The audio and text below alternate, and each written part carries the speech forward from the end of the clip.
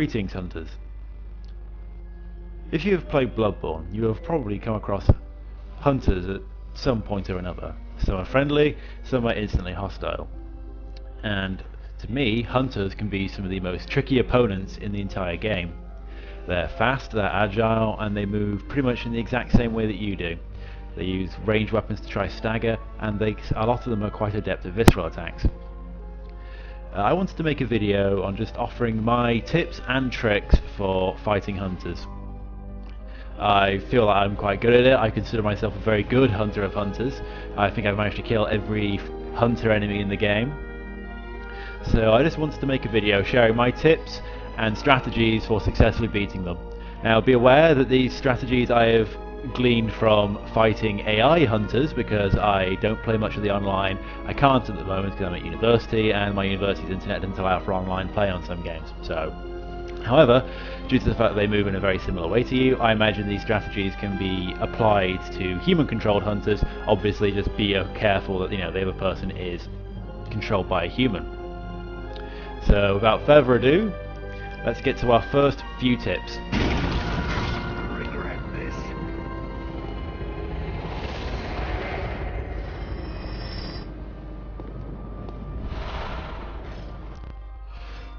But when you're fighting any hunter, be aware of what weapon they have equipped. It's very basic, I know, but if they are equipped with a saw cleaver, or a Kirk hammer, or a holy blade, you need to know what strategies and what moves they will use to fight you. So a good way of doing this is to get used to using the weapon yourself, know what attacks there are, know what abilities they can use, and know how you can either counter it or how to avoid it. It's a very basic tip, but learning how to do that can save you a hell of a lot of trouble when it comes to worrying about how to dodge their attacks. Now next, I want to go on about certain hunters that use special arcane abilities. There are probably about 3 or 4 of these in the game that I've encountered. People like Mikolash, who's the main boss, or people like the blood-crazed hunter that you encounter at Bergenworth. The example I wanted to use was the imposter doctor in Lusefka's clinic. She's not easy to defeat, but she's not difficult like some of the other characters are. She's a very straightforward fight in a rather open room. I just thought it was a good location just to talk about, good ways of fighting them. So obviously, as they're a hunter opponent, they are usually equipped with some form of gun and a close quarters weapon. Now you have to be careful with characters like the imposter doctor, as you can see, she throws numbing mist at you, which is used to prevent you from healing. Now the arcane abilities they use are, as you can see, that tentacle swipe.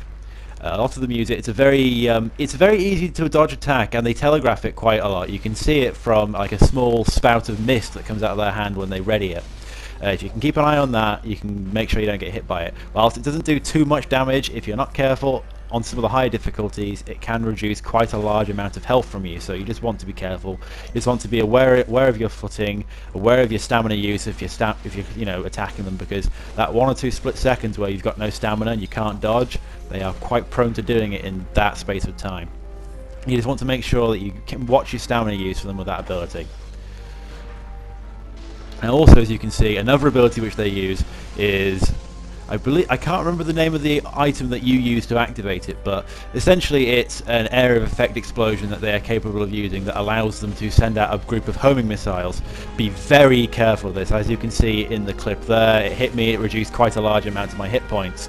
On New Game Plus, when I went up against Mikolash, I had a lot of trouble with him on New Game Plus because that ability was killing me 1 hit, and I didn't know how to avoid it. I have discovered, however, a good way of sending those projectiles away is to use the Beast Roar item, as that is known to send projectiles away. I haven't tested it myself, but I've seen other people do it.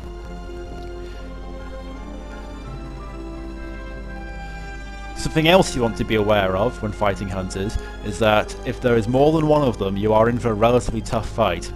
Now, before going into this fight, I just want you to know, on this playthrough, I was probably a bit over-leveled for this certain fight with these 2 hunters, but same kind of strategies apply. You want to try, if there's more than 1 hunter, you want to try reduce 1 hunter's health as much as possible and hopefully kill him before his friend can enter the fray, because fighting 2 hunters is incredibly difficult.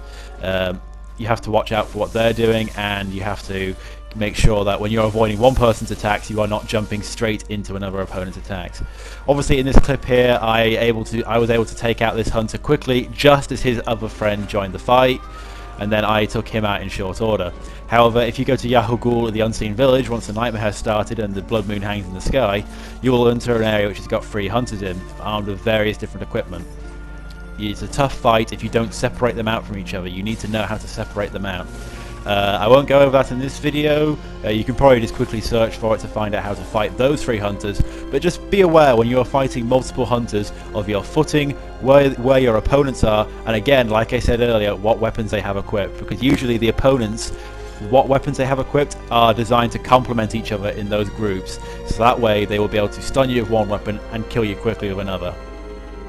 Now, I'm going to close this video with just one last hunter. He is what I consider one of the more difficult hunters I encountered. When I first encountered him, I had to leave him be for a bit because I wasn't strong enough to fight him.